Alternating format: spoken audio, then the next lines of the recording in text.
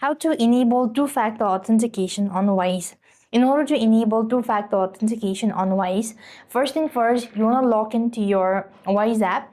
So once you're logged into your account, you then need to go to the home page and select profile icon from the top right corner of the screen. Next, you want to go ahead and select the settings from the list. Underneath, you could find security or two-step verification as well. When you locate that, you want to click open that up and select Wise app as your preferred method.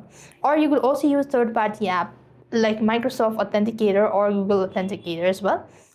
And you just need to go ahead and follow the prompt to confirm via code sent to your registered phone number.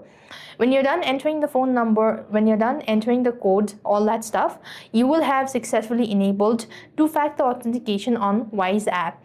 And in some cases, you might have to save the secret phrase as well. So make sure to copy it down or save it securely.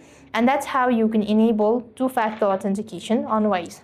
So with that being said, we have completed our steps. Thank you for watching. See you in the next video.